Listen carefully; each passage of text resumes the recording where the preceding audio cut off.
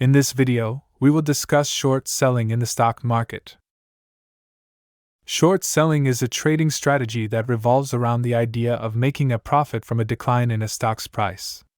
It's a sophisticated technique that requires careful consideration and understanding.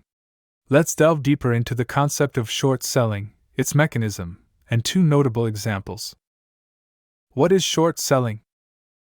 Short selling is essentially betting against a stock. Short sellers borrow shares they believe will decrease in value, sell them, and then repurchase them at a lower price. The difference between the selling price and the buying price is their profit. How does short selling work? The process begins with a short seller borrowing shares from a broker's inventory. The short seller then sells these borrowed shares on the open market to other investors.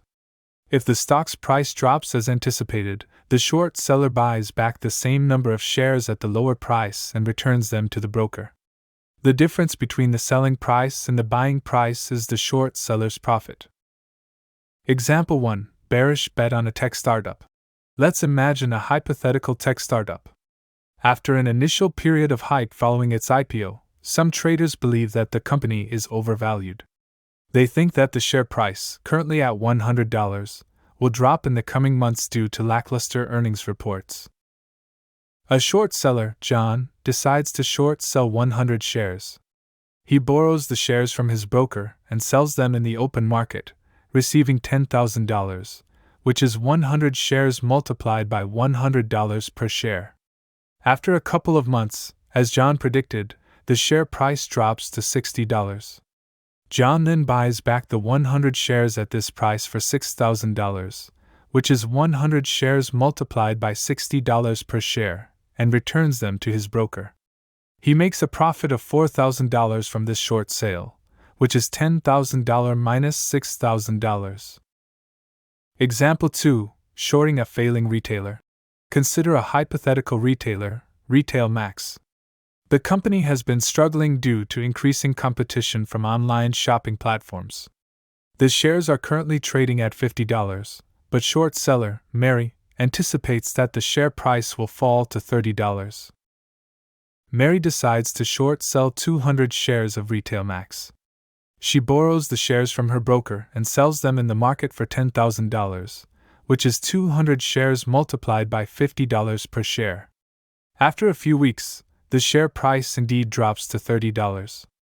Mary buys back the 200 shares at this price for $6,000, that is 200 shares multiplied by $30 per share, and returns them to her broker. From this short sale, Mary earns a profit of $4,000, that is $10,000 minus $6,000. However, if the stock's price rises, the short seller would have to buy back the shares at a higher price, resulting in a loss. Hence, while the potential for profit is substantial, so is the risk for significant loss. Example 1. The Volkswagen short squeeze. One of the most dramatic examples of short selling is the Volkswagen case in 2008. Many investors believed Volkswagen's share price was overvalued and hence, bet against it. However, Porsche unexpectedly announced that it had increased its stake in Volkswagen. This caused a short squeeze, where the share prices spiked due to an excess of short sellers trying to cover their positions by buying back shares. As a result, many short sellers suffered heavy losses. Example 2. The GameStop surge. A more recent example of short selling occurred with GameStop in early 2021. Several hedge funds had heavily shorted GameStop's shares, predicting further decline for the struggling retailer. However, individual traders on Reddit's Wall Street Bets forum noticed the excessive short interest and started buying en masse to drive up the price.